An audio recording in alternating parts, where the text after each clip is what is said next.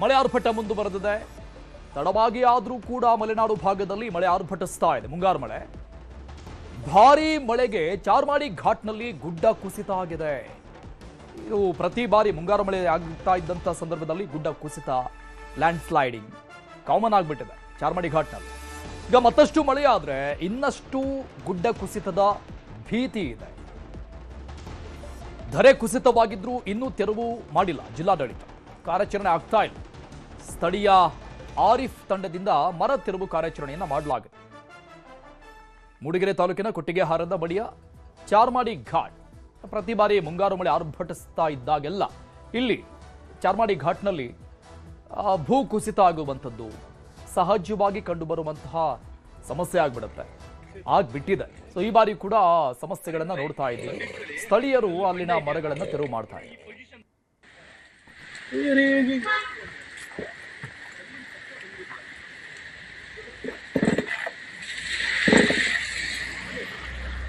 ಇನ್ನು ಗುಡ್ಡ ಕುಸಿತ ಸ್ಥಳದಿಂದ ನಮ್ಮ ಪ್ರತಿನಿಧಿ ಪ್ರತ್ಯಕ್ಷ ವರದಿ ಕೊಟ್ಟಿದ್ದಾರೆ, ನೋಡೋಣ. ಪಶ್ಚಿಮ ಘಟ್ಟಗಳ ಸಾಲಿನಲ್ಲಿ ಧಾರಾಕಾರವಾಗಿ ಮಳೆ ಸುರಿತಾ ಇರತಕ್ಕಂಥದ್ದು. ಧಾರಾಕಾರ ಮಳೆಯೊಂದಿಗೆ ಅವಾಂತರಗಳು ಕೂಡ ಸೃಷ್ಟಿಯಾಗ್ತಾ ಇರತಕ್ಕಂಥದ್ದು. ಪ್ರಮುಖವಾಗಿ ನಾವೀಗ ಏನು ಚಿಕ್ಕಮಗಳೂರು ಜಿಲ್ಲೆ ಮತ್ತು ದಕ್ಷಿಣ ಕನ್ನಡ ಜಿಲ್ಲೆಗಳಿಗೆ ಸಂಪರ್ಕ ಕಲ್ಪಿಸುವಂತ ಪ್ರಮುಖ ಸಂಪರ್ಕ ಕೊಂಡಿಯಾಗಿರ್ತಕ್ಕಂಥ ರಾಷ್ಟ್ರೀಯ ಹೆದ್ದಾರಿ 173ರಲ್ಲಿ ಇರ್ತಕ್ಕಂಥ ಚಾರ್ಮಾಡಿ ಘಾಟ್ನಲ್ಲಿ ಇರ್ತಕ್ಕಂಥದ್ದು. ಈ ಒಂದು ಚಾರ್ಮಾಡಿ ಘಾಟ್ ದಕ್ಷಿಣ ಕನ್ನಡ ಮತ್ತು ಚಿಕ್ಕಮಗಳೂರು ಎರಡೂ ಜಿಲ್ಲೆಗಳ ಪ್ರಮುಖ ಸಂಪರ್ಕ ಕೊಂಡಿಯಾಗಿರ್ತಕ್ಕಂಥದ್ದು. ನಿತ್ಯ ಸಾವಿರಾರು ವಾಹನಗಳು ಈ ಒಂದು ರಸ್ತೆಯಲ್ಲಿ ಓಡಾಡ್ತದೆ. ಕಳೆದ 2019ರ ಏನು ಒಂದು ಪ್ರವಾಹದ ಸಂದರ್ಭದಲ್ಲಿ ಭಾರಿ ಪ್ರಮಾಣದಲ್ಲಿ ಮಳೆಯಾದಂತಹ ಸಂದರ್ಭದಲ್ಲಿ ಚಾರ್ಮಾಡಿ ಘಾಟ್ನಲ್ಲಿ ಸಾಕಷ್ಟು ಅನಾಹುತಗಳು ಸೃಷ್ಟಿಯಾಗಿದ್ದು, ಅಲ್ಲಲ್ಲಿ ಗುಡ್ಡ ಕುಸಿತಗಳು ಕೂಡ ಸಂಭವಿಸಿತ್ತು. ಇದೀಗ ಮತ್ತೆ ತಡರಾತ್ರಿ ಏನು ಸುರಿದಂತಹ ಧಾರಾಕಾರ ಮಳೆಗೆ ಚಾರ್ಮಾಡಿ ಘಾಟ್ನಲ್ಲಿ ಏನು ಬೃಹತ್ ಗಾತ್ರದ ಬಂಡೆಕಲ್ಲುಗಳು ಈಗ ರಸ್ತೆಗೆ ಬಂದಿರ್ತಕ್ಕಂಥ, ರಸ್ತೆ ಅಂಚಿಗೆ ಬೃಹತ್ ಗಾತ್ರದ ಮರ ಮತ್ತೆ ಬಂಡೆಕಲ್ಲುಗಳು ಬಂದಿರತಕ್ಕಂಥದ್ದು. ಮತ್ತಷ್ಟು ಮಳೆ ಆದ್ರೆ ಇನ್ನಷ್ಟು ಗುಡ್ಡ ಕುಸಿಯುವ ಭೀತಿ ಎದುರಾಗಿರ್ತಕ್ಕಂಥದ್ದು. ಚಾರ್ಮಾಡಿಯಲ್ಲಿ ಸಂಭವಿಸುತ್ತೆ ಅನ್ನೋ ಒಂದು ಆತಂಕ ಸ್ಥಳೀಯರಲ್ಲಿ ಇರ್ತಕ್ಕಂಥದ್ದು. ಜಿಲ್ಲಾಡಳಿತ ಮತ್ತು ರಾಷ್ಟ್ರೀಯ ಹೆದ್ದಾರಿ ಪ್ರಾಧಿಕಾರದವರ ಅವೈಜ್ಞಾನಿಕ ಕಾಮಗಾರಿಯೇ ಈ ಒಂದು ಭೂಕುಸಿತ ಮತ್ತು ಗುಡ್ಡ ಕುಸಿತಕ್ಕೆ ಕಾರಣ ಅಂತ ಒಂದು ಆಕ್ರೋಶವನ್ನ ಸ್ಥಳೀಯರು ಮಾಡ್ತಾ ಇರ್ತಕ್ಕಂಥದ್ದು. ಜೊತೆಗೆ ಏನಂತಂದ್ರೆ ಜಿಯೋಲಾಜಿಕಲ್ ಸರ್ವೆ ಆಫ್ ಇಂಡಿಯಾ ಕೂಡ ಚಾರ್ಮಾಡಿ ಘಾಟ್ ಅಷ್ಟು ಸೇಫ್ ಅಲ್ಲ ಅನ್ನೋ ಒಂದು ಅಂಶವನ್ನ ಕೂಡ ರಿಪೋರ್ಟ್ ಅನ್ನ ಸರ್ಕಾರಕ್ಕೆ ಮತ್ತು ಜಿಲ್ಲಾಡಳಿತಕ್ಕೆ ಕೊಟ್ಟಿತ್ತು. ಆದ್ರೂ ಕೂಡ ಜಿಲ್ಲಾಡಳಿತ ಯಾವುದೇ ರೀತಿಯಾದ ಮುಂಜಾಗ್ರತಾ ಕ್ರಮವನ್ನ ಕೈಗೊಳ್ಳದೆ ನಿರ್ಲಕ್ಷ್ಯವನ್ನ ವಹಿಸಿರ್ತಕ್ಕಂಥದ್ದು ಸ್ಥಳೀಯರಲ್ಲಿ ಮತ್ತಷ್ಟು ಆತಂಕಕ್ಕೆ ಕಾರಣವಾಗಿರ್ತಕ್ಕಂಥದ್ದು. ಸ್ಥಳೀಯರ ಆದಂತಹ ಆರಿಫ್ ಅವರು ಕೂಡ ನಮ್ಮ ಜೊತೆಗಿದ್ದಾರೆ. ಅವ್ರನ್ನ ನಾವು ಮಾತನಾಡಿಸೋಣ, ಇಲ್ಲಿನ ಪರಿಸ್ಥಿತಿಯನ್ನ ಯಾವ ರೀತಿ ಇದೆ ಅಂತ ತಿಳ್ಕೊಳ್ಳೋಣ. ಸರ್, ಈಗ ಏನು ಚಾರ್ಮಾಡಿ ಘಾಟ್ನಲ್ಲಿ ಗುಡ್ಡ ಕುಸಿತ ಆಗಿರ್ತಕ್ಕಂಥದ್ದು, ಮರಗಳು ರಸ್ತೆಗೆ ಬಿದ್ದಿದೆ. ಇದು ಎರಡೂ ಜಿಲ್ಲೆಗಳ ಸಂಪರ್ಕ ಕೊಂಡಿ. ಬಹುತೇಕ ಇಲ್ಲೇನಾದ್ರು ಗುಡ್ಡ ಕುಸಿತ ಯಾವ ರೀತಿಯಾದಂತಹ ಸನ್ನಿವೇಶ ಎದುರಾಗುತ್ತೆ ಸರ್? ಸರ್, ಈಗ ಇದು ಮಲೆನಾಡು ಪ್ರದೇಶ ಆದ್ರಿಂದ ಚಾರ್ಮಾಡಿ ಘಾಟಿಯು ದಟ್ಟಾರಣ್ಯ ಪ್ರದೇಶ. ಇಲ್ಲಿ ಭಾರಿ ಧಾರಾಕಾರ ಮಳೆ ಪ್ರತಿ ವರ್ಷ ಸುರಿಯುತ್ತೆ. ಆದ್ರೆ ಈ ವರ್ಷ ಈ ಪ್ರಥಮ ಮಳೆಗೆ ಇದು ಗುಡ್ಡ ಕುಸಿದಿತ್ತು. ಅದೇ ರೀತಿ ಚಾರ್ಮಾಡಿ ಘಾಟಿಯು ಅಲ್ಲಲ್ಲಿ ಬ್ಲಾಕ್ ಆಗ್ತಿದ್ದು, ಈಗಾಗಲೇ ಅರಣ್ಯಾಧಿಕಾರಿಗಳು, ರಸ್ತೆ ಪ್ರಾಧಿಕಾರಿಗಳು ಕೂಡಲೇ ಬಂದು ಆ ಬೀಳುವಂತ ಮರವನ್ನು ಅರಣ್ಯಾಧಿಕಾರಿಗಳು ಕಟ್ ಮಾಡಬೇಕು. ಅದೇ ರೀತಿ ಗುಡ್ಡ ಕುಸಿಯುವ ಚಾನ್ಸಸ್ ಇರುವಂತ ಸ್ಥಳಗಳಲ್ಲಿ ಚರಂಡಿಯನ್ನು ಬಿಡಿಸಿ ಗುಡ್ಡ ಕುಸಿದಿದ್ದಂಗೆ ಮುನ್ನೆಚ್ಚರಿಕೆ ಕ್ರಮವನ್ನು ವಹಿಸಬೇಕು. ಇವಿಷ್ಟು ಏನು ಸ್ಥಳೀಯರಾದ ಆರಿಫ್ ಅವರ ಮಾತಾಗಿರ್ತಕ್ಕಂಥದ್ದು. ಜಿಲ್ಲಾಡಳಿತ ಸಾಕಷ್ಟು ಮುಂಜಾಗ್ರತೆಯನ್ನ ಕೈಗೊಂಡು ಎರಡು ಜಿಲ್ಲೆಗಳ ಸಂಪರ್ಕವನ್ನ ನಿರಂತರವಾಗಿ ಉಳಿಸಿಕೊಳ್ಬೇಕು ಅನ್ನೋ ಒಂದು ಒತ್ತಾಯವನ್ನ ಮಾಡಿರ್ತಕ್ಕಂಥದ್ದು. ಯೋಗೀಶ್ ಕಾಮಿನಹಳ್ಳಿ, ನ್ಯೂಸ್ 18 ಚಿಕ್ಕಮಗಳೂರು. ಚಿಕ್ಕಮಗಳೂರಲ್ಲಿ ಮಳೆ ಆರ್ಭಟ ಈ ರೀತಿಯಾಗಿ ಮುಂದುವರಿತಾ ಇದೆ. ಹಾಗಾಗಿ ಅಪಾಯದ ಮಟ್ಟ ಮೀರಿ ಹರಿತಾ ಇದೆ ಹೇಮಾವತಿ ನದಿ. ಮೂಡಿಗೆರೆ ತಾಲೂಕಿನ ಬಂಕೇನಹಳ್ಳಿಯಲ್ಲಿ ನೆರೆ ಪರಿಸ್ಥಿತಿನೇ ನಿರ್ಮಾಣ ಆಗ್ಬಿಟ್ಟಿದೆ. ಹೇಮಾವತಿಯ ಹೊರ್ಗರೆತಕ್ಕೆ ಬಂಕೇನಹಳ್ಳಿಯಲ್ಲಿ ನೆರೆ ಪರಿಸ್ಥಿತಿ. ಹೇಮಾವತಿ ನದಿ ಪಾತ್ರದ ತೋಟಗಳಿಗೆ ಮುಳುಗಡೆ ಭೀತಿ ಶುರುವಾಗಿದೆ. ದೃಶ್ಯದಲ್ಲಿ ನೋಡ್ತಾ ಇದ್ದೀವಿ ಹೇಮಾವತಿಯ ಹರಿವನ್ನ. ಹೇಮಾವತಿ ನದಿ ಪಾತ್ರದ ಜನರಲ್ಲಿ ನೆರೆ ಆತಂಕ ಸದ್ಯಕ್ಕೆ ಮೂಡಿದೆ. ಅಕ್ಕಪಕ್ಕದಲ್ಲಿರುವಂತಹ ಜಮೀನುಗಳನ್ನ, ತೋಟಗಳನ್ನ ಎಲ್ಲವನ್ನು ಕೂಡ ಜಲಾವೃತ ಮಾಡ್ತಾ ಇದೆ. ನಮ್ಮ ಪ್ರತಿನಿಧಿ ಯೋಗೀಶ್ ಅಲ್ಲಿನ ಪ್ರತ್ಯಕ್ಷ ವರದಿ ಕೊಟ್ಟಿದ್ದಾರೆ, ನೋಡೋಣ. ಚಿಕ್ಕಮಗಳೂರು ಜಿಲ್ಲೆಯ ಮಲೆನಾಡು ಹಾಗೂ ಪಶ್ಚಿಮ ಘಟ್ಟಗಳ ಸಾಲಿನಲ್ಲಿ ಧಾರಾಕಾರವಾಗಿ ಮಳೆ ಸುರಿತಾ ಇರ್ತಕ್ಕಂಥದ್ದು.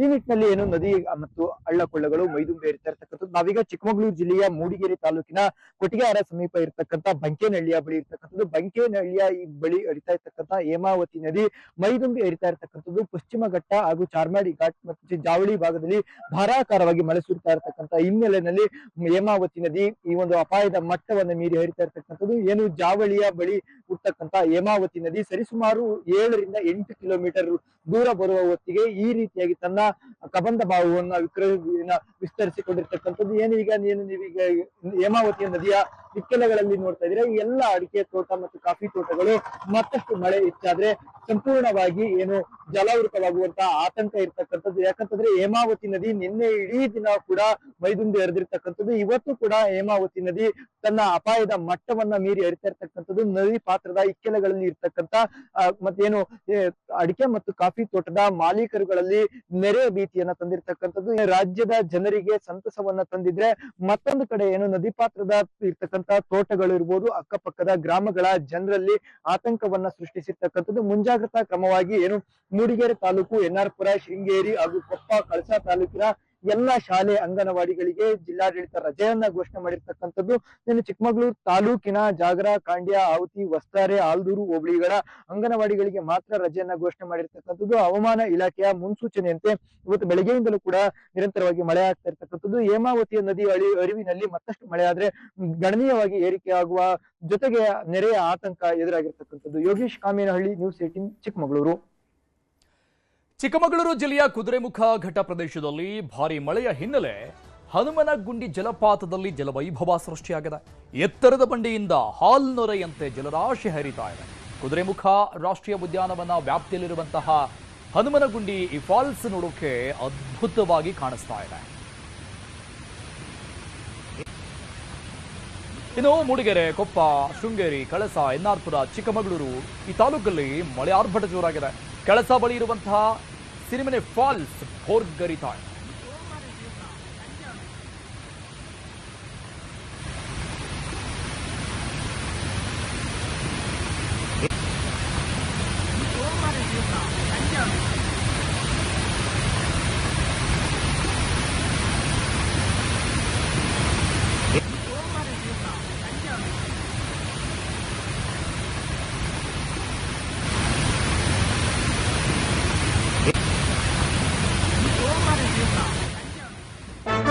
ಶಿವಮೊಗ್ಗದ ತೀರ್ಥಹಳ್ಳಿಯಲ್ಲಿ ಭಾರಿ ಮಳೆ ಆಗ್ತಾ ಇದೆ.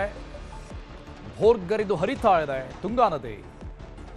ಮುಳುಗಡೆಯತ್ತ ಪ್ರಸಿದ್ಧ ರಾಮಮಂಟಪ ಕ್ಷಣ ಕ್ಷಣಕ್ಕೂ ಕೂಡ ನೀರು ಆವರಿಸಿಕೊಳ್ತಾ ಇದೆ. ರಾಮಮಂಟಪ ಮುಳುಗಡೆ ಹಂತವನ್ನು ತಲುಪ್ತಾ ಇದೆ. ರಾಮಮಂಟಪ ಮುಳುಗಡೆಗೆ ಕೆಲವೇ ಅಡಿ ಮಾತ್ರ ಬಾಕಿ ಇರೋದು. ಕಳೆದ 2 ದಿನಗಳಿಂದ ಭಾರಿ ಮಳೆ ಸುರಿತಾ ಇದೆ ಶಿವಮೊಗ್ಗದಲ್ಲೂ ಕೂಡ. ಈಗಾಗಲೇ ಮಲೆನಾಡು ಭಾಗದಲ್ಲಿ, ಚಿಕ್ಕಮಗಳೂರು, ಶಿವಮೊಗ್ಗ ಈ ಎಲ್ಲ ಭಾಗದಲ್ಲಿ ನಿರಂತರವಾಗಿ ಮಳೆ ಸುರಿತಾ ಇರುವಂತಹ ಕಾರಣದಿಂದ ಆ ಭಾಗದ ಎಲ್ಲ ನದಿಗಳು ಕೂಡ ಭೋರ್ಗರಿದು ಹರಿತಾ ಇರುವಂಥದ್ದು. ಹೀಗಾಗಿ ಅಕ್ಕಪಕ್ಕದ ಜಮೀನುಗಳು, ನದಿ ತಡದಲ್ಲಿರುವಂತಹ ಮಂಟಪ, ಮಂದಿರ ಎಲ್ಲವುಗಳನ್ನ ಜಲಾವೃತ ಮಾಡಿಕೊಳ್ತಾ ಇದೆ ನದಿಗಳು. ತುಂಗಾ ನದಿ ಆರ್ಭಟ ಇದು ಶಿವಮೊಗ್ಗದಲ್ಲಿ. 2 ದಿನಗಳಿಂದ ಭಾರಿ ಮಳೆ ಆಗ್ತಾ ಇದೆ ಶಿವಮೊಗ್ಗದಲ್ಲೂ ಕೂಡ. ಹಾಗಾಗಿ ರಾಮಮಂಟಪ, ಪ್ರಸಿದ್ಧ ರಾಮಮಂಟಪ ಮುಳುಗಡೆ ಆಗುವುದಕ್ಕೆ ಕೆಲವೇ ಅಡಿಗಳು ಮಾತ್ರ ಬಾಕಿ ಇದೆ. ಬಹುತೇಕ ಮುಳುಗಡೆ ಆಗಿದೆ ಈಗಾಗಲೇ. ಮಲೆನಾಡು ಭಾಗದಲ್ಲಿ ಭಾರಿ ಮಳೆ ಹಿನ್ನೆಲೆಯಲ್ಲಿ ದಾವಣಗೆರೆಯಲ್ಲಿ ತುಂಬಿ ಹರಿತಾ ಇದೆ ತುಂಗಭದ್ರಾ ನದಿ. ತುಂಗಭದ್ರಾ ನದಿ ಹರಿಹರದ ಉಕ್ಕಡಗಾತ್ರಿಯ ಸ್ನಾನಘಟ್ಟ ಮುಳುಗಡೆಯಾಗಿದೆ. ಪ್ರಸಿದ್ಧವಾದಂತಹ ದೇವಕ್ಷೇತ್ರ ಉಕ್ಕಡಗಾತ್ರಿ, ಅಲ್ಲಿ ಸ್ನಾನಘಟ್ಟ ಮುಳುಗಡೆಯಾಗಿದೆ. ಉಕ್ಕಡಗಾತ್ರಿ ಶ್ರೀ ಕರಿಬಸವೇಶ್ವರ ಅಜ್ಜಯ್ಯನ ದೇಗುಲ ಬಳಿಯ ಸ್ನಾನಘಟ್ಟ ಮುಳುಗಡೆಯಾಗಿದೆ. ತುಂಗಾ ಜಲಾಶಯದಿಂದ 40,144 ಕ್ಯೂಸೆಕ್ಸ್ ನೀರನ್ನು ಬಿಡುಗಡೆ ಮಾಡಲಾಗಿದೆ. ಶಿವಮೊಗ್ಗ ಜಿಲ್ಲೆ ಗಾಜನೂರು ಬಳಿ ಇರುವಂತಹ ಜಲಾಶಯ ಅದು. ಅಲ್ಲಿಂದ ಬಿಡುಗಡೆಯಾಗಿರುವಂತಹ ಹಿನ್ನೆಲೆಯಲ್ಲಿ ದಾವಣಗೆರೆಯಲ್ಲಿ ಈ ರೀತಿಯಾಗಿ ನದಿ ಪಾತ್ರದಲ್ಲಿರುವಂತಹ ದೇವಸ್ಥಾನಗಳು, ಸ್ನಾನಘಟ್ಟಗಳು ಎಲ್ಲ ಮುಳುಗಡೆ ಆಗ್ತವೆ. ಇನ್ನು ಕೊಡಗಿನಲ್ಲಿ ಮುಂದುವರೆದಿದೆ ಮಳೆಯ ಆರ್ಭಟ. ಮೈ ದುಂಬಿ ಹರಿತಾ ಇದೆ ಜೀವನದಿ ಕಾವೇರಿ. ಭಾಗಮಂಡಲದ ತ್ರಿವೇಣಿ ಸಂಗಮದಲ್ಲಿ ನೆರೆ ಪರಿಸ್ಥಿತಿನೇ ಉಂಟಾಗ್ಬಿಟ್ಟಿದೆ. ಜೂನ್ ಮುಗಿತಾ ಇದ್ರೂ ಕೂಡ ಮಳೆ ಬರ್ತಿಲ್ಲ ಅನ್ನುವಂಥ ಆತಂಕ ಇತ್ತು. ಈಗ ಹೇಗಾಗಿದೆ ಅಂದ್ರೆ ನೆರೆ ಪರಿಸ್ಥಿತಿಗಳು ನಿರ್ಮಾಣ ಆಗ್ತಾ ಇದೆ. ಅಲ್ಲಲ್ಲಿ ಕೊಡಗಿನಲ್ಲಿ ಮಳೆ ಆರ್ಭಟ ಜೋರಾಗಿದೆ. ಹೀಗಾಗಿ ಜೀವ ನದಿ ಕಾವೇರಿ ತುಂಬಿ ಹರಿತಾ ಇದೆ. ಕೊಡಗಿನಲ್ಲಿ ಇಂದು ಕೂಡ ಆರೆಂಜ್ ಅಲರ್ಟ್ ಮುಂದುವರಿತಾ ಇದೆ. ಆರೆಂಜ್ ಅಲರ್ಟ್ ಅನ್ನು ಘೋಷಣೆ ಮಾಡಲಾಗಿತ್ತು ಜಿಲ್ಲೆಗೆ, ಅಂದ್ರೆ ಭಾರಿ ಪ್ರಮಾಣದ ಮಳೆ ಆಗುತ್ತೆ ಅಂತ. ನೋಡಿ, ಇನ್ನೂ ಮೋಡ ಕವಿದ ವಾತಾವರಣ ಕಾಣಿಸ್ತಾ ಇದೆ. ಇದು ನಿರಂತರವಾಗಿ ಮಳೆ ಬರುವಂತಹ ಸಾಧ್ಯತೆಗಳು ಇವತ್ತು ಕೂಡ ಇದೆ.